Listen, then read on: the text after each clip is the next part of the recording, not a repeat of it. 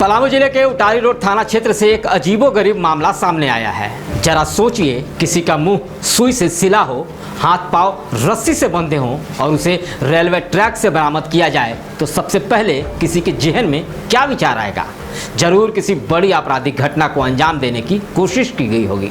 जी हाँ, ऐसी ही हालत में जब एक शख्स को रेलवे लाइन किनारे में देखा गया तो सबके रूह कांप गए और उस शख्स ने जो कहा उसके बाद कलयुग में बाप बेटे और पति पत्नी के बीच के रिश्ते पर भी कई सवाल उठने लगे।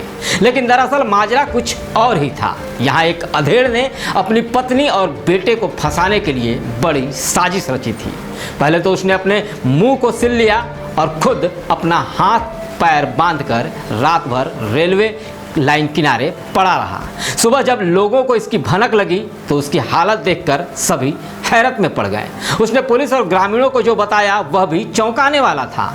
पत्नी और बेटे ने मिलकर उसके साथ ऐसा अमानवीय व्यवहार किया है। सब मिलकर उसे जान से मारना चाहते हैं, यह बात उस शख्स ने कहा। पहले तो सबको ऐसा ही लगा कि यह शख्स सही बोल रहा है, लेकिन बाद में जब पुलिस ने अपनी तफ्तीश शुरू की तो मामला कुछ और ही निकला। पुलिस या जांच में अधेड़ की साजिश नाकाम हुई और उसके करतूत सामने आ गई। अब पुलिस पूरे मामले की छानबीन में जुटी हुई है।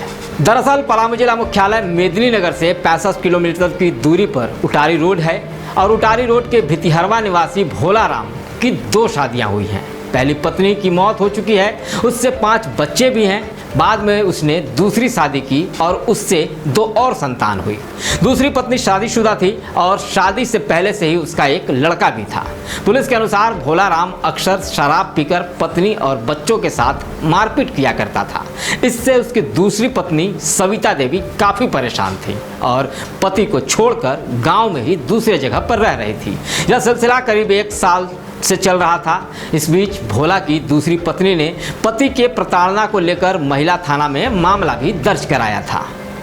इधर इसकी जानकारी जब भोला को हुई तो उसने एक साजिश रची और इस घटना को अंजाम दिया।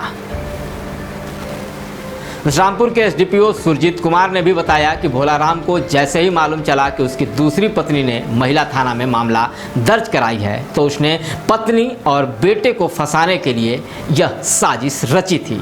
प्लानिंग के तहत उसने पुलिस और लोगों को गुमराह करने की कोशिश की, लेकिन वह अपने मकसद में नाकाम रहा। बहरहाल पुलिस अब अपने स्तर से मामले को देख रही है, लेकिन इस तरीके की घटना समाज के सामने कई सवाल खड़े करते हैं जिस पर हम सबको सोचना होगा।